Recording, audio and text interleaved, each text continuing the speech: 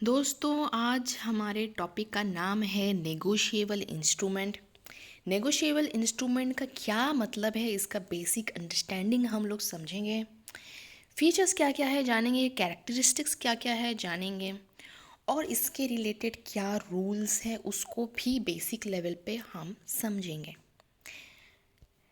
तो चलिए शुरू करते हैं। Hi, I Niharika Behra providing this presentation for basic understanding for study material. One can upload PDF files from online browser. Except that if you want to go for deep understanding, depth study, then just buy Mercantile Law book. Mercantile Law book में सारे business company related laws इसमें हैं, ठीक है। तो चलिए अब आ जाते हैं इसके मीनिंग पर। नेगोशिएबल इंस्ट्रूमेंट का क्या मीनिंग है, इसको हम लॉफुली भी समझेंगे, इसका बेसिक वर्ड मीनिंग भी मतलब पूरी तरह से हम जानने की कोशिश करेंगे। तो द वर्ड नेगोशिएबल, जैसे यहाँ पे होता है दो वर्ड्स आ जा रहे हैं, नेगोशिएबल एंड इंस्ट्रूमेंट, ठीक है। तो नेगोशिएबल जो वर्ड है इसका मतलब है ट्रांसफरेबल बाय डिलीवरी, ठीक है। एक ऐसा चीज़ जिसको हम डिलीवरी से ट्रांसफ़र कर सकते हैं। और इंस्ट्रूमेंट वर्ड का मतलब है एक रिटन डॉक्यूमेंट। दोस्तों ये सिर्फ एक कॉमन रिटन डॉक्यूमेंट नहीं है, ये एक ऐसा रिटन डॉक्यूमेंट है जिससे आप किसी एक पर्सन के या कुछ लोगों के राइट को क्रिएट कर रहे हैं, उनके फेवर में कुछ डिसीजन ले रहे हैं, उनको कुछ बेनिफिट्स दे रहे हैं, ठीक है। तो यहाँ पे नेगोशिएबल इंस्ट्रूमेंट मतलब क्या हो गया, a written document transferable by delivery. ये आपको वोकली किसी को बताने के लिए चलेगा, बट मैक्सिमम लोग, अगर आप स्टडी पर्पस में किसी को बोल रहे हैं तो आप इसमें लिख नहीं सकते हैं, इसको आप वोकली बोल सकते हैं। ये एक इजीली अंडरस्टैंडेबल सेंटेंस है, एक written document transferable by delivery. Then according to section 13 of the negotiable instrument act, यहाँ पे द नेगोशिएबल इंस्ट्रूमेंट एक्ट जो है ये लॉ में आ जा रहा है। इसके अकॉर्डिंगली क्या डेफिनेशन है नेगोशिएबल इंस्ट्रूमेंट का वो हम देखते हैं। इसका डेफिनेशन है, एक negotiable instrument means a promissory note, bill of exchange और cheque payable either to order और टू बियर। दोस्तों ये लाइन बहुत इंपॉर्टेंट है, ये सिर्फ लॉ में आप ऐसा नहीं है कि आप ये एक ही लाइन में ख़त्म हो जा रहा है, इसका एक पॉइंट है जिसको मैं आपको आगे समझाने वाली हूँ। A negotiable instrument means a promissory note, bill of exchange और चेक, ठीक है। ये तीन चीज़ तो आप लॉफुली समझ जा रहे हैं कि ये तीन चीज़ जो हैं ये नेगोशिएबल इंस्ट्रूमेंट का हिस्सा है। बिल ऑफ एक्सचेंज, एक प्रोमिशनरी नोट या फिर चेक, ठीक है। फिर यहाँ पे आ जा रहा है पेबल ईदर टू ऑर्डर और टू बियर। ये लाइन दोस्तों याद रखना, ये आपके फीचर्स में आपको काम आएगा समझने में और याद रखने में, ठीक है। ये एक लाइन में आपका फीचर्स भी आ जा रहा है, ठीक है। ये पॉइंट याद रखना, ईदर टू ऑर्डर और टू बियर, ठीक है। अब हम देखते हैं कि आप ये तो आपका लॉफुली आप समझ गए कि ये या तो प्रोविशनरी नोट है, बिल ऑफ एक्सचेंज है या चीरअप्स है, ठीक है। लेकिन मॉडर्न एरा में, मतलब अभी के एरा में ऐसे और भी बहुत सारी चीज़ें हैं जो एडअप हो गई हैं जिसको आप नेगोशिएबल इंस्ट्रूमेंट के अंडर आप इसको ले सकते हैं। वो है treasury bills, dividend warrants, share warrants, railway bonds, bearer debentures, port trust etcetera etcetera. ये सब चीज़ें भी आपके नेगोशिएबल इंस्ट्रूमेंट में आ जाते हैं, ठीक है। अब हम जाते हैं इसके फीचर्स की ओर। तो दोस्तों मैंने आपको पहले एक डेफिनेशन बोला था according to section 13 of the negotiable instrument act. फिर से रिपीट करने का मतलब यही है कि आप अच्छे से इसको दिमाग में डाल दें, ठीक है। एक negotiable instrument means a promissory note, bill of exchange और cheque payable either to order और टू बियर, ठीक है। यहाँ पे जो मैंने आपको पॉइंट कहा था, either to bearer, either to order, either to order और टू बियरर, यहाँ पे देखिए इसका फीचर्स आ गया, payable to order, payable to bearer. अब इसका मतलब क्या है हम देखते हैं। तो पेबल टू ऑर्डर का क्या मतलब है, ध्यान से समझिएगा दोस्तों जो भी मैं बोल रही हूँ, ठीक है। आपको लिखने में और मदद मिल सकती है, आप इसको खुद से एग्जाम्पल बना के भी एग्ज़ाम में चिपका सकते हैं। तो पेबल टू ऑर्डर का क्या मतलब होता है, तो पहले हम देख लेते हैं कि इसको हम किस चीज़ों को हम payable to order negotiable instrument के अंडर आप ले सकते हो और किसको नहीं ले सकते हो। ठीक है, तो एक नोट, बिल या चेक जिसको हम पे कर रहे हैं to order. A note, bill और cheque is payable to order which is express to be payable to a particular person और हिज ऑर्डर। इसमें क्या एक्सप्रेस किया गया है कि पेबल टू ऑर्डर मतलब हो गया आप एक पर्टिकुलर पर्सन को पे कर रहे हो या उसके किसी ऑर्डर को आप ले रहे हो। ठीक है, लेकिन इसमें ऐसा कोई कंटेंट नहीं होना चाहिए। आप जिसको एक्सप्रेस कर रहे हो, एक कॉन्ट्रैक्ट को जब आप एक्सप्रेस कर रहे हो कि पेबल टू ऑर्डर, मतलब पेबल टू ऑर्डर के अंडर कुछ चीज़ें नहीं आती है। और वो कुछ चीज़ें क्या है, जहाँ पे ट्रांसफ़र को प्रोहिबिट किया जा रहा है। इसमें कोई ऐसा वर्ड नहीं आना चाहिए, ऐसा सेंटेंस नहीं आना चाहिए जहाँ पे ये ट्रांसफ़र को, डिलीवरी को प्रोहिबिट कर रहा है। तो यहाँ पे ऐसे कौन से वर्ड या सेंटेंस है? फॉर एग्जाम्पल, पे टू ए ओनली। पे टू ए ओनली मतलब आ जाता है दोस्तों, सिर्फ ए को पे करना है। ओनली आ जा रहा है, ओनली वर्ड जहाँ पे आ जा रहा है दोस्तों, इसका मतलब क्या हो गया, आप ए को ही इसको दे सकते हो। बीच में कोई पर्सन नहीं आना चाहिए, आप इसके ट्रांसफरिंग को प्रोहिबिट कर रहे हैं। ठीक है, then pay to A and none else. None else मतलब हो गया आपको ए को पे करना है और किसी को नहीं करना है। तो ये हम लोग का पेबल टू ऑर्डर के अंडर नहीं आ रहा है दोस्तों। ठीक है, इसको हम नेगोशिएबल इंस्ट्रूमेंट नहीं कह सकते। तो यहाँ पे एक एक्सेप्शन है दोस्तों। अगर एक चेक है जो क्रॉस्ड है, एक क्रॉस चेक जिसमें लिखा हो अकाउंट पेई ओनली। ठीक है, अकाउंट पेई ओनली दोस्तों, मैंने कहा था आपको कि ओनली जो वर्ड है वो पुट नहीं होना चाहिए, ये आपके ट्रांसफ़र को प्रोहिबिट कर रहा है। ठीक है, लेकिन क्रॉस चेक में अगर अकाउंट पेई ओनली लिखा है तो इसको हम नेगोशिएट कर सकते हैं, ये नेगोशिएबल इंस्ट्रूमेंट के अंडर आ रहा है। ठीक है, ऑफ कोर्स इसमें बैंकर का हाथ रहता है, वो एक्स्ट्रा केयर लेना यहाँ पे ज़रूरी होता है। ठीक है, लेकिन ये एक एक्सेप्शन है, इसको हम नेगोशिएबल इंस्ट्रूमेंट के अंडर ला सकते हैं, क्रॉस चेक जिसमें अकाउंट पे ओनली लिखा है। देन आता है payable to bearer. Payable to bearer मतलब होता है payable to any person whom so ever bears it. जिसने भी इस डॉक्यूमेंट को, इस इंस्ट्रूमेंट को बियर किया है, उसको ये चीज़ पेबल है। ठीक है, तो एक नोट, बिल या चेक जब एक्सप्रेस किया जाता है कि ये एक लास्ट एंडोर्समेंट है, ब्लैंक है, according to definition, a negotiable instrument act does not set out the essential characteristic of a negotiable instrument. Possibly the most expressive and all-encompassing definition of negotiable instrument had been suggested. Okay, तो ये suggest किया गया है Thomas के द्वारा। एक negotiable instrument is one which is by a legally recognized custom of trade or by law transferable by delivery or by endorsement and delivery in such circumstances that a the holder of it for the time being may sue on it in his own name, and b the property in it passes free from equities to a bona fide transferee for value notwithstanding any defect in the title of the transferor. तो यहाँ पे दो condition fulfil होना चाहिए अगर आप negotiable instrument एक चीज़ को लीगली बोल रहे हो। एक कंडीशन ये है कि होल्डर जो है वो अपने नाम में उसको लेने का मतलब वो ले सकता हो उसको अपने नाम में। ठीक है, कम टाइम में। ठीक है, देन आता है property in it passes free from equities. जो प्रॉपर्टी आप होल्डर को पास कर रहे हैं उसके साथ कोई इक्विटीज़ नहीं होना चाहिए। ठीक है, कोई कंडीशन अप्लाई नहीं होना चाहिए, ट्रांसफरी को सेम वैल्यू में वो पहुंचना चाहिए। अब मैं आपको एक साधारण भाषा में नेगोशिएबल इंस्ट्रूमेंट का एक प्रोसेस मैं आपको बताना चाहती हूँ।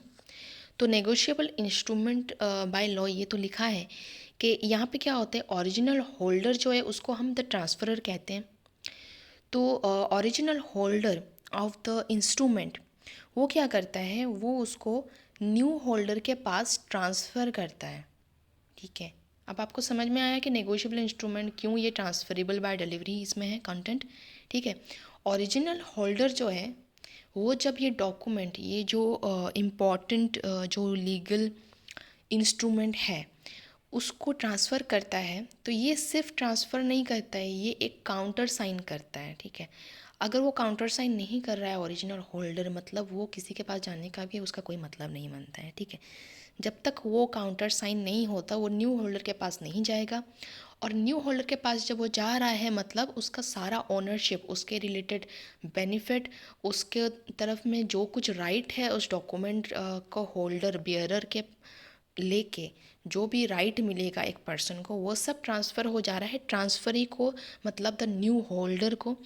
तो the new holder, okay, after the original holder counter sign and transfer, अगर ओरिजिनल होल्डर उसको काउंटर साइन कर चुका है कि ये न्यू होल्डर का है, तो इसके बाद ओरिजिनल होल्डर के पास इसको रिलेटेड कोई ओनरशिप या कोई बेनिफिट नहीं रह रही है। ये होली न्यू होल्डर को, न्यू होल्डर के लिए ये एक वैल्यू ऐड कर रहा है, ठीक है। तो वही सारे बेनिफिट्स होल्ड करेगा, उसको हर तरह के पावर्स मिल जा रहे हैं उस इंस्ट्रूमेंट को लेके, ठीक है। अब आते हैं उसकी कैरेक्टरिस्टिक्स पर। कैरेक्टरिस्टिक्स को अंडरस्टैंड करने के लिए आपको कोई कोई चीज़ है आपको बहुत इजीली समझ में आ जा रहा होगा कैरेक्टरिस्टिक के अंडर, ठीक है। लेकिन फिर भी हम इसको और डिफ़ाइन करेंगे, क्योंकि ऐसे भी कुछ पॉइंट्स हो सकते हैं जिसको आपको दिक्कत हो सकती है समझने में। प्रॉपर्टी का मतलब आपको पता है, तो प्रॉपर्टी तो ऐसे हो सकता है कि एक नेगोशिएबल इंस्ट्रूमेंट जिसका जो पोजीशन है वो उसका राइट टू प्रॉपर्टी जिसको हम बोलते हैं, वो तो ट्रांसफ़र हो ही रहा है, ठीक है। बिना किसी फॉर्मेलिटी के ये ट्रांसफ़र होता है। बियरर को, जो भी बियर कर रहा है वो इंस्ट्रूमेंट, उसी के लिए है ये। तो यहाँ पे प्रॉपर्टी जो है ये फ्री ट्रांसफ़र है, ठीक है। यही प्रॉपर्टी है ये डॉक्यूमेंट इंस्ट्रूमेंट ही। देन टाइटल, टाइटल क्या है? The transferee of negotiable instrument is known as holder in due course. A bona fide transferee for value is not affected by any defect of title on the part of transferor. Transferor ने उसमें क्या title दिया है उस पर कुछ effect नहीं है। ये एक बार ट्रांसफरी के पास चला गया तो इसका प्रीवियस होल्डर का कुछ रिलेशन, कुछ लिंक इसमें नहीं रहेगा, ठीक है। ये होल्ली इसमें रहेगा जो मैंने आपको पहले में समझाया था। देन राइट्स, इसके राइट्स भी जो हैं वो ट्रांसफरी के पास चले जा रहा है, उसी के नेम पे, ट्रांसफरी के नेम पे ये ट्रांसफ़र हो जा रहा है, ठीक है। इन केस ऑफ डिसऑनर, जब ये जो डॉक्यूमेंट है ये डिसऑनर हो जा रहा है, मतलब ये जो है ट्रांसफरी के नाम पे ऑटोमेटिक हो गया, ठीक है। लेकिन अगर इसका मैच्योरिटी टिल, मतलब इसका एक टाइम लिमिट है, उसके अंदर अगर ये डिसऑनर हो रहा है तो ये ट्रांसफरी का ही है, टिल इट्स एट मैच्योरिटी। यहाँ पे एक डेट सिस्टम रहता है, ड्यूरेशन रहता है, उस टाइम के अंदर अगर वो कभी भी डिसऑनर हो रहा है वो इंस्ट्रूमेंट, तो वापस ट्रांसफरी के नाम में आ जाएगा, ठीक है। और इसके लिए कोई नोटिस देने की ज़रूरत नहीं है, जिसको भी पे करना है उसको भी कोई नोटिस देने की ज़रूरत नहीं है, ठीक है। Presumptions, certain presumption apply to all negotiable instruments. कुछ ऐसे प्रीअज़म्पशन है, मतलब आप पहले से इसको एज्यूम कर दे रहे हो, ठीक है। कुछ ऐसी चीज़ें हैं जो आप पहले से एज्यूम कर सकते हो अपने हिसाब से बिना कोई तहकीकात करके, ठीक है। Example, a presumption that consideration has been paid under it. एक बार आपके ट्रांसफरी के पास ये चला गया तो वो इसको एज्यूम कर दे रहा है कि ये ट्रांसफरी के ही है, वो इसको कोई कंसेंट नहीं करेगा, ट्रांसफरर को नहीं पूछेगा या किसी और को नहीं पूछेगा, या वो टेस्ट आउट नहीं करने वाला, क्योंकि उसको पता है कि ये उसी का ही है, ठीक है। It is presumed because it is been transferred as his own name, ठीक है। प्रॉम्प्ट पेमेंट, देखिए दोस्तों, प्लीज़ ऑप्शंस एक यहाँ पे और एक सिस्टम है कि अगर एक पर्सन जो है, जो होल्डर है, उसने ट्रांसफ़र तो किया है लेकिन उसका टाइटल भी अगर अभी भी जो ओरिजिनल होल्डर था उसका नाम है वहाँ पे, तो ये मायने नहीं रखता है। ये एक बार ट्रांसफ़र हो गया और इसका टाइम लिमिट अगर चला गया मतलब ये ट्रांसफरी का ही है, ठीक है। ट्रांसफरी ये प्री एज्यूम कर सकता है, ठीक है। Prompt payment, a negotiable instrument enables the holder to expect prompt payment because a dishonor means the ruin of the credit of all persons who are parties to the instrument. Prompt payment हो सकता है अगर dishonour हो गया, तो इसके लिए आप एज्यूम कर सकते हो कि अगर डिसऑनर हो गया मतलब सबको पेमेंट मिलना और टाइम पे मिलना कुछ ज़रूरी नहीं है, धीरे धीरे मिल सकता है या फिर पेमेंट में कोई असुविधा प्रॉब्लम्स आ सकती है। ठीक है। Promissory note, a promissory note is an instrument in writing, not being a banknote or currency note, containing an unconditional undertaking signed by the maker to pay a certain sum of money only to or to the order of a certain person or to the bearer of the instrument. ठीक है। Promissory note जो है ये एक ऐसा instrument है जो writing में इसके अनकंडीशनल अंडरटेकिंग के बारे में इसमें सारा कुछ कंटेंट होगा। ये जिसने बनाया है उसका साइन होगा, उसमें कितना पैसे है टू पे सर्टन सम ऑफ मनी, किस मतलब किसको ऑर्डर हुआ है एक सर्टन सम ऑफ मनी जाने का एक पर्सन को, वो उसमें रहता है। ठीक है। Bill of exchange, as per statutory definition bill of exchange एक ऐसा इंस्ट्रूमेंट है जो कि एक राइटिंग इंस्ट्रूमेंट है जिसमें अनकंडीशनल ऑर्डर के बारे में लिखा है, मेकर जिसने क्रिएट किया है उसका साइन रहेगा और एक सर्टन पर्सन के तरफ इसका डायरेक्शन रहेगा कि उसको एक सर्टन सम ऑफ मनी उसको पे करना है। ठीक है। उस पर्सन को एक सर्टन सम ऑफ मनी मिलना है, ये ऑर्डर दिया गया है। ठीक है।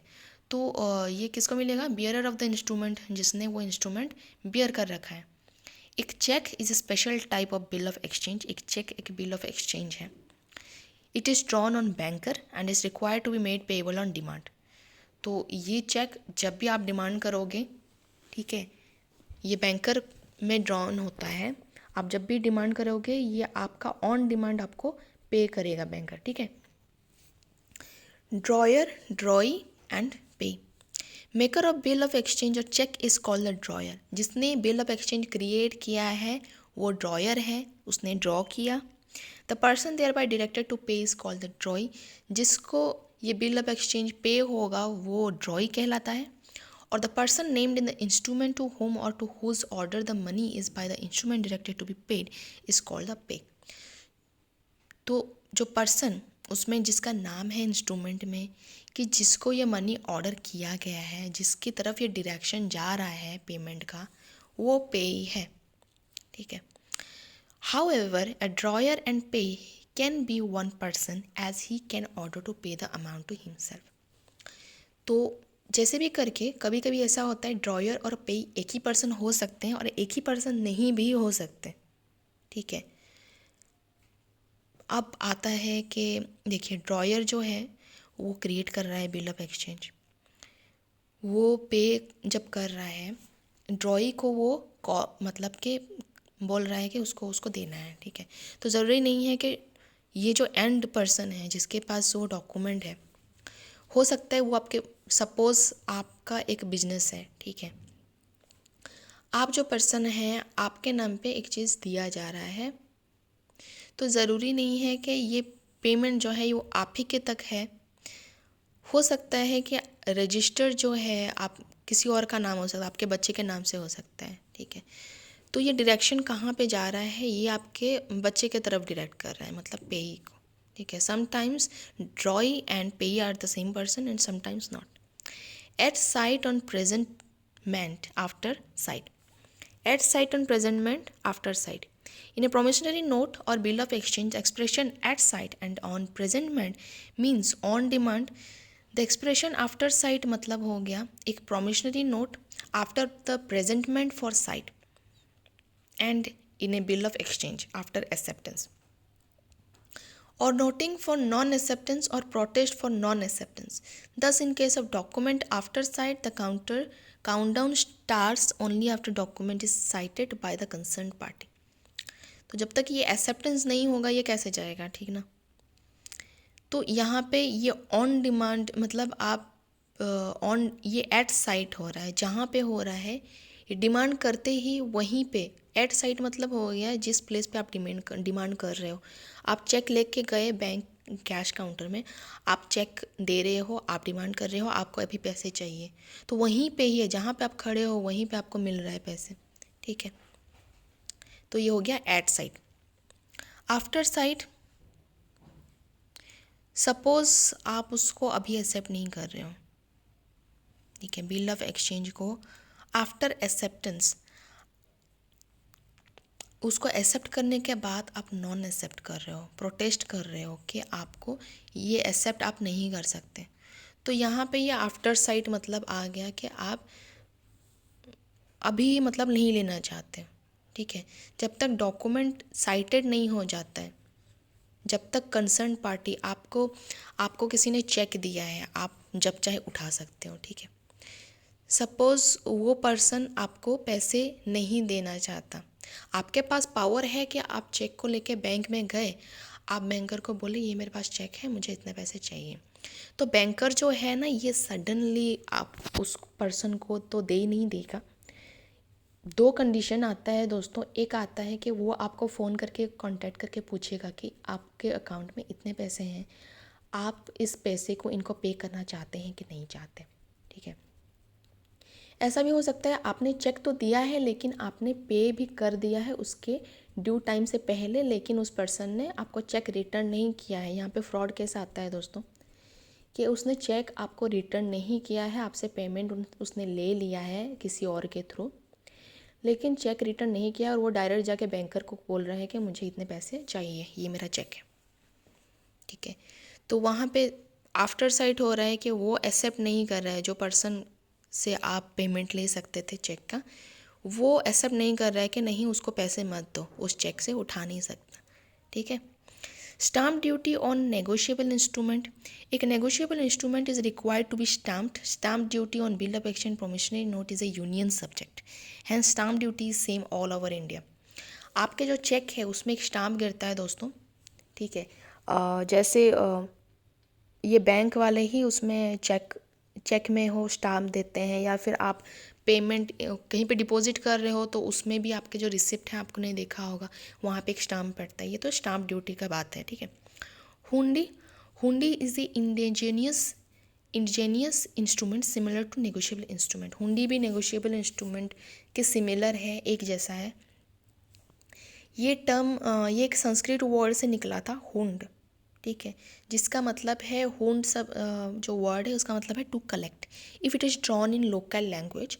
अगर हुंडी एक लोकल लैंग्वेज है एक हिसाब से, ठीक है, और it is governed by local usage and customs, locally इसको इस वर्ड का यूज़ किया जाता है, ठीक है।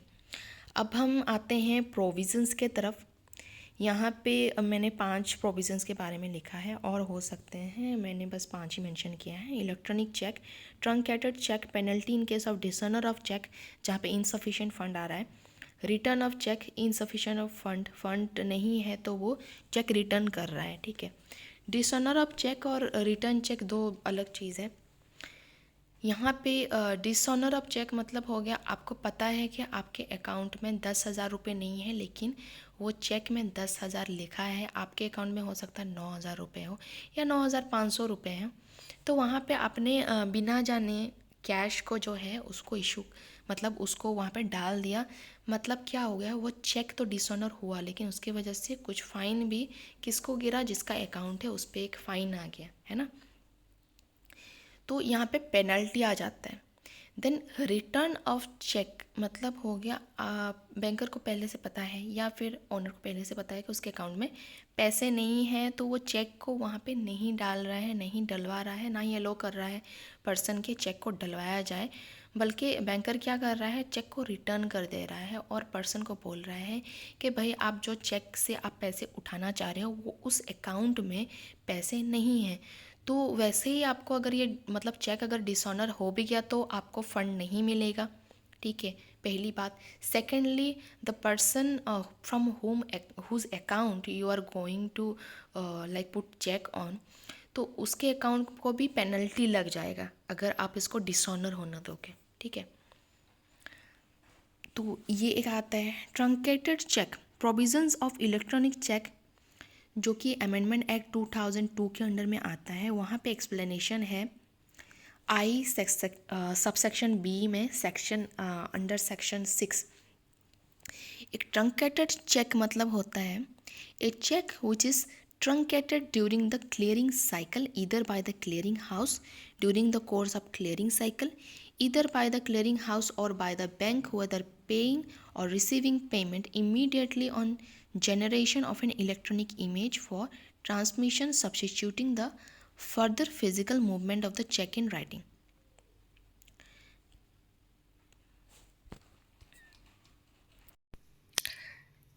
सॉरी दोस्तों for the inconvenience. Truncated word का मतलब होता है दोस्तों, ट्रंकेटेड चेक के बारे में हम बात कर रहे थे। ट्रंकेटेड वर्ड का मतलब होता है शॉर्टनिंग अ थिंग। ओके, तो यहाँ ट्रंकेटेड चेक मतलब हो गया, आप शॉर्टनिंग मतलब हो गया कि आप जो चेक है वो बीच में ही जो ड्रॉयर ने ड्रॉ किया है चेक किसी को, वो जब चेक लेने जा रहा है कि वो पैसे उठाने जा रहा है, तो उसके बीच में ही उसको कट डाउन कर देना, मतलब उसको शॉर्टन कर देना कि वो नहीं पहुंचना चाहिए, मतलब जो फिज़िकल एक्सचेंज है वो नहीं होना चाहिए। ठीक है, वो जब तक पहुंचेगा वहाँ तक तो वो चीज़ कैंसिल हो जाएगा, तो ये शॉर्टन हो जा रहा है। ठीक है, ट्रंकेटेड चेक का मतलब है जब ये एक तरह का क्लियरेंस होता है दोस्तों, ये क्लियरेंस का टेक्निक है एक।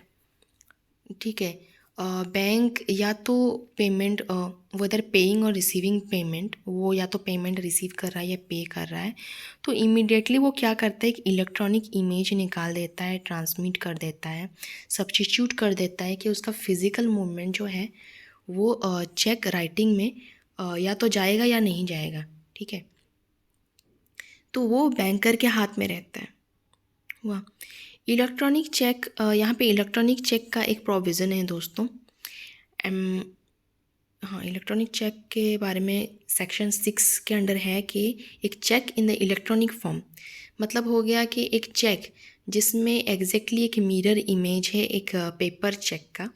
आपके पास आपके हैंड में एक पेपर चेक है, उस एग्जैक्टली वही चेक ये ऑनलाइन जनरेट किया गया है, इसको लिखा गया है और साइन किया गया है एक सिक्योर सिस्टम के माध्यम से, और इंश्योर किया गया है कि मिनिमम सेफ्टी स्टैंडर्ड हो, ताकि उसमें डिजिटल सिग्नेचर के थ्रू, बिना बायोमेट्रिक सिग्नेचर के, उसको हम क्रिप्टो सिस्टम में उसको उठा सकें। ठीक है, ये ऑनलाइन फॉर्म हो गया। ओके, फिर हमने क्या छोड़ा है, calculation of date of maturity of bill of exchange.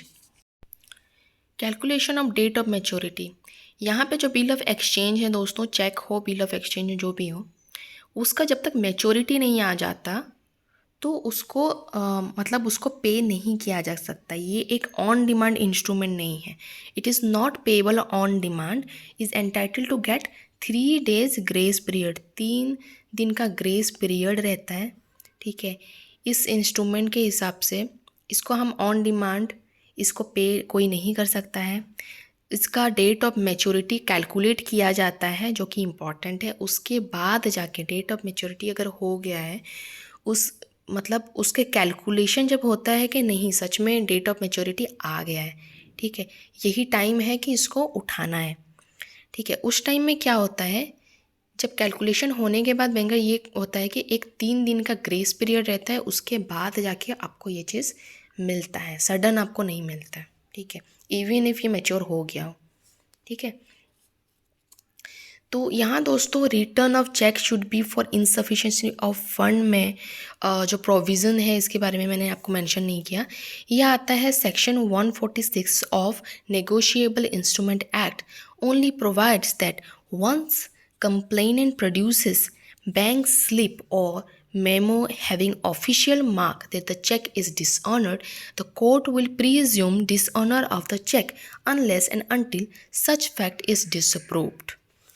यहाँ पे negotiable instrument act under section 146 में ये मेंशन किया गया है दोस्तों, अगर किसी ने कंप्लेन किया कि मुझे एक चेक दिया गया है और ये डिसऑनर हो गया है, बैंक स्लिप भी है, मेमो है जिसमें ऑफिशियल मार्क है कि ये चेक डिसऑनर हो गया है। ऑफिशियल मार्क मतलब आपका स्टाम्प है, उसमें सिग्नेचर है, बैंक की तरफ से जो सिग्नेचर स्टाम्प है उसमें मेंशन है, चेक में है उसका स्टाम्प। ठीक है, तो कोर्ट क्या करेगा, वो किसी को पूछेगा नहीं, वो उसको प्री एज्यूम कर देगा कि ये चेक सच में डिसऑनर हुआ है।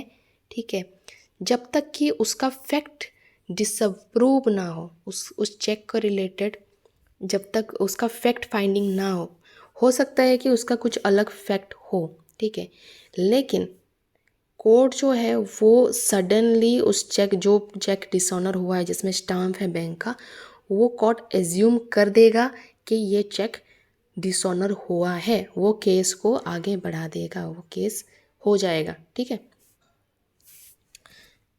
Other than that, penalty in case of dishonour of cheque, यहाँ पे एक रूल रहता है, अगर चेक डिसऑनर हो गया है even before expiry of 6 month, 6 month से पहले अगर चेक डिसऑनर हो गया है तो पेई या होल्डर जो भी है वो एक नोटिस देगा, किसको, जिसने चेक ड्रॉ किया था उसके नाम पे, उसको जिसने जिस पर्सन का ये चेक है, जिसके अकाउंट रिलेटेड ये चेक है, जिसने ड्रॉ किया है, उसको 30 दिन के अंदर ये इन्फॉर्मेशन मिलना है बैंक से।